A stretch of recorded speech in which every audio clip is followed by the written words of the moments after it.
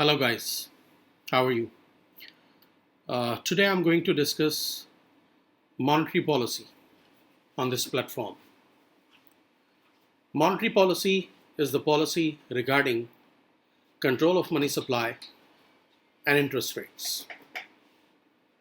Monetary policy is one of the most important policy which is set by the central bank of the country, and its objective mainly is to control the growth of the money supply and controlling the interest rate. Controlling money supply and controlling interest rate is important to achieve macroeconomic objectives of the government.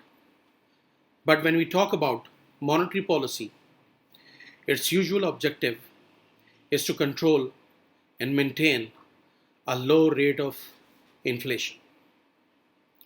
Government wants to keep the rate of inflation within 2 to 5%, which is usually supposed to be a good rate of inflation for the betterment of the business and investment and for the progress of the economy. So usually the main objective of the monetary policy is to control inflation. However, monetary policy is also used to achieve objectives like full employment level, boosting economic growth rate, correcting balance of payment disequilibrium, and correcting exchange rate ups and downs. But I told you that the main objective of the monetary policy is to control the rate of inflation, right? So, to control inflation and to achieve other macroeconomic objectives, government or the central bank when we are discussing the monetary policy, we usually talk about the central bank, and obviously the central bank is also the government. But when we are dealing with the monetary policy, we usually use the term central bank, because central bank is usually an autonomous body and takes its own decisions regarding the money supply and interest rate. There is the responsibility of the government as well, of the federal government as well, to see the monetary policy, but central bank is usually supposed to be an autonomous body, and central bank takes its own decisions, and it is responsible therefore to set the monetary policy. Monetary policy is the policy regarding money supply and the interest rate. In order to control money supply and interest rate, central bank takes many steps. Firstly, I will talk about open market operations. In order to control money supply, the central bank takes the help of open market operations, which are also referred as OMOs in short form. Open market operation involves the buying of and selling of government securities from the open market. Central bank buys and sells government securities from the open market and deals with the non-bank private sector. Non-bank private sector means general public and the private sector firms apart from the banking sector. So government, central bank, will keep buying and selling government securities from the general public and the private sector in order to control the money supply. How is it working? Let me explain. Let's suppose if central bank starts to sell securities to general public, government securities to general public, then when it will go in a selling spree, the price of government securities will fall, and the general public would believe that price of bonds is falling, then they must buy it to gain a higher return in the future. That's why the people would start buying government securities. When people would buy, and I mean to say people and the non-bank private sector, when they will start buying the government securities, they will withdraw their commercial bank accounts and will give that money to central bank to buy those securities. It means that securities are coming to general public and private firms and the money is going to central bank. As a result, the deposits of the commercial bank are compromised. It means that whenever the central bank will sell government securities to the general public and private firms, it will result in a shrinking of liquidity with the commercial banks. When commercial banks will face shortage of deposits, interest rates will increase. Because when supply of money is falling with the commercial banks, obviously the interest rates will go up. Right? So whenever the central bank is selling securities, its intention, its objective is to reduce money supply with the commercial banks. And when the supply of money with the commercial banks will shrink, they will increase the interest rate as a result. And in this way, the central bank is controlling the supply of money and interest rate. On the contrary, if the central bank wants to increase money supply, central bank would start buying securities from the non-bank private sector. When the central bank would start buying securities from the non-bank private sector, then it means that money is going from central bank to the non-bank private sector and securities are coming back to central bank. When central bank is taking bonds back and is giving money to non-bank private sector, that money would finally find its way towards commercial banks. As a result, deposits of the commercial banks would increase again and supply of money as a result will increase and interest rate would go down.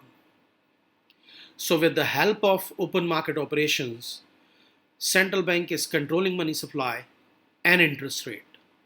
I'm repeating it once. When the central bank is selling bonds, it means that people are buying bonds. As a result, money is going towards central bank and bonds are going towards the non-bank private sector. And to buy those bonds, non-bank private sector is withdrawing from their commercial bank accounts.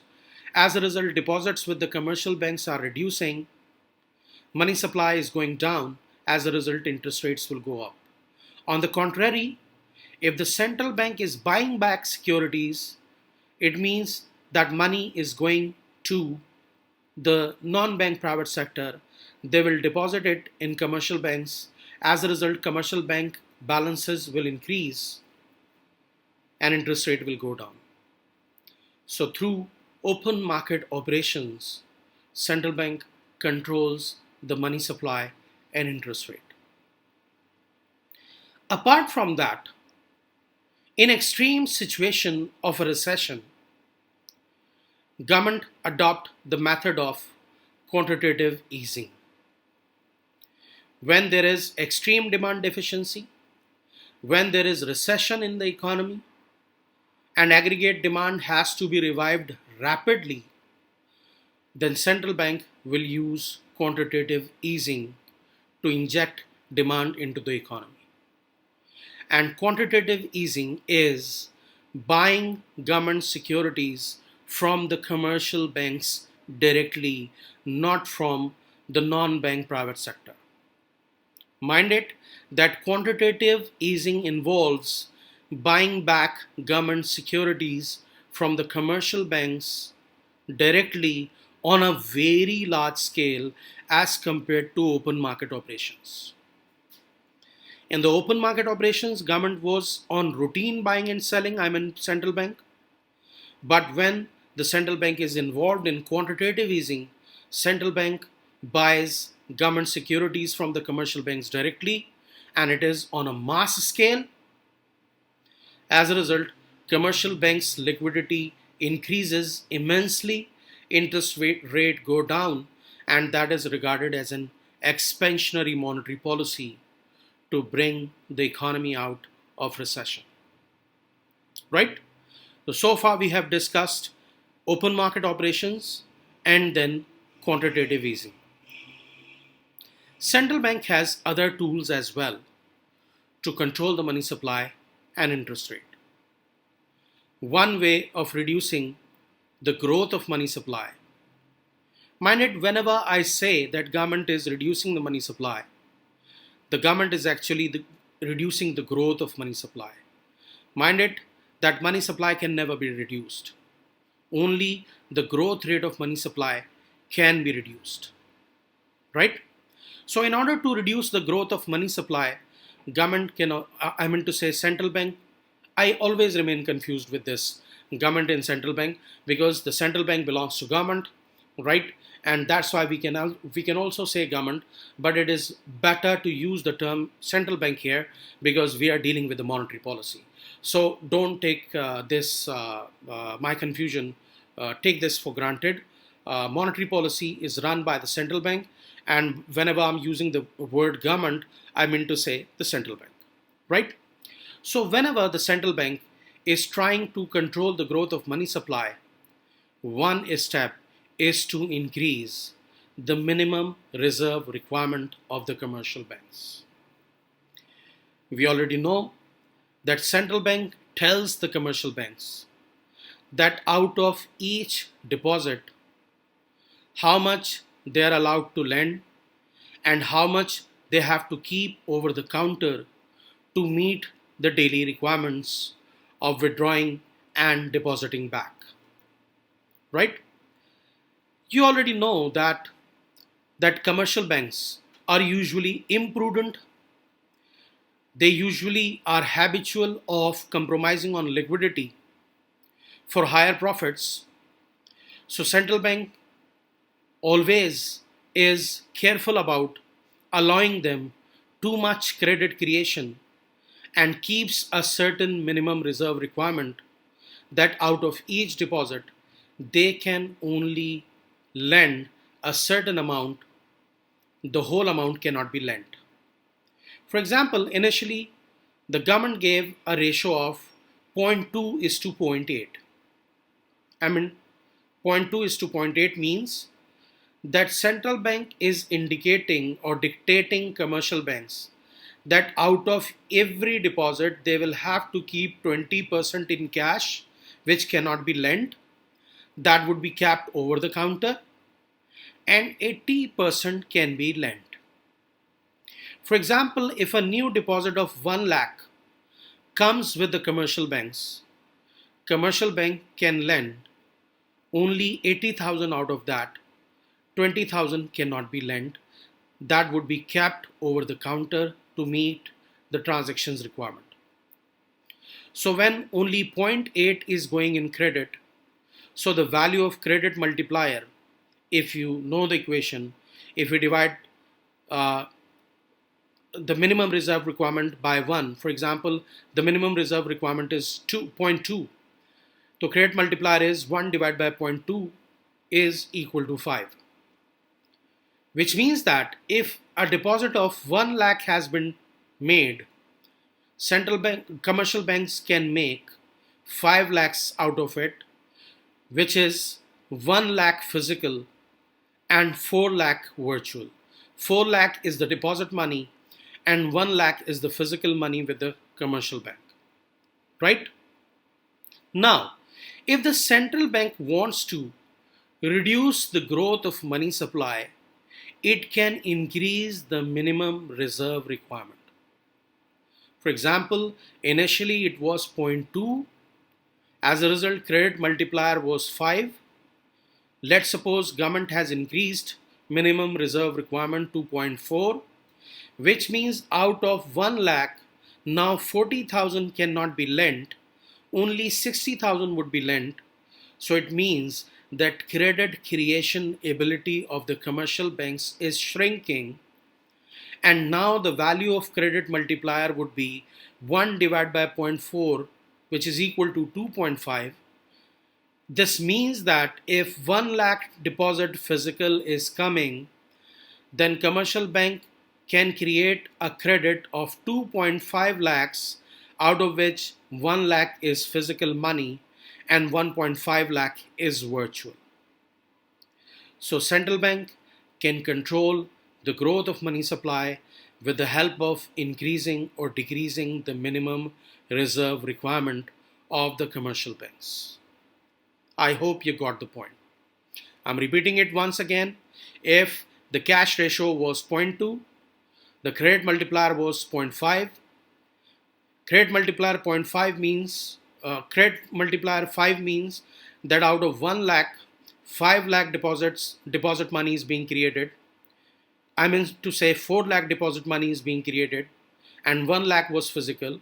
But if now the cash ratio is 0.4, then credit multiplier would be 2.5, and when credit multiplier is 2.5, then commercial banks are creating a money supply of 1.5 lakh extra apart from the 1 lakh physical.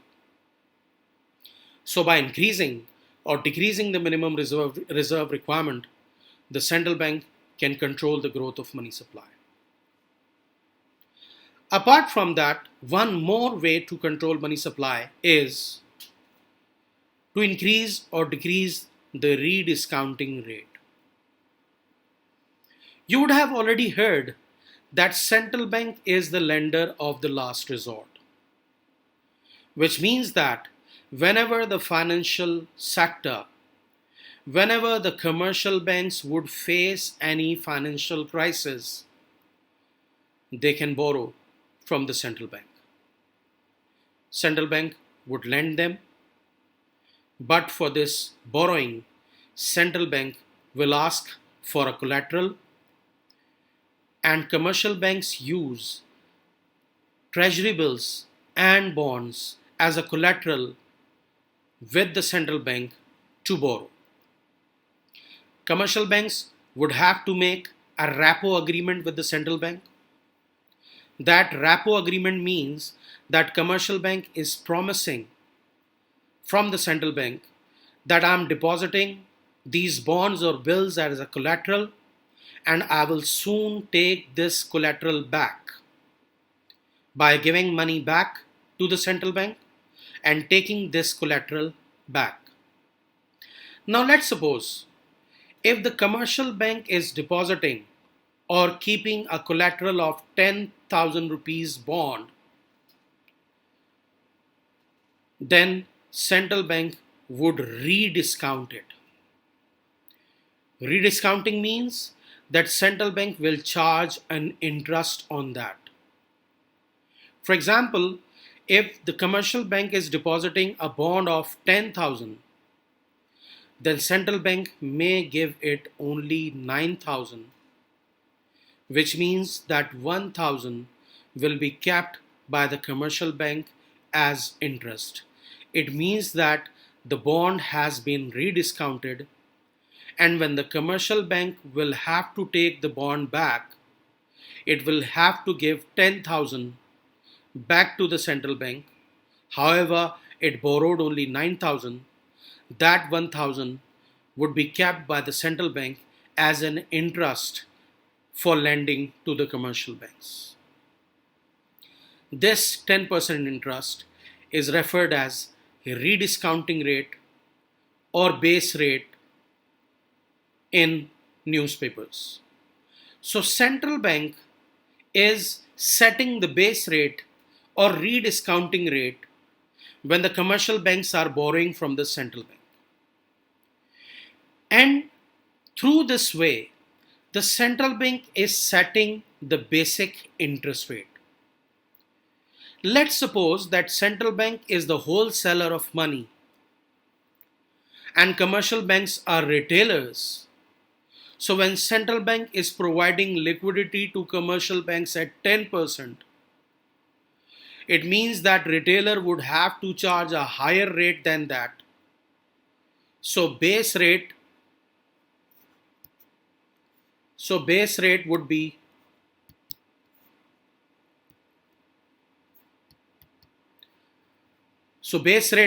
set by the central bank in this way.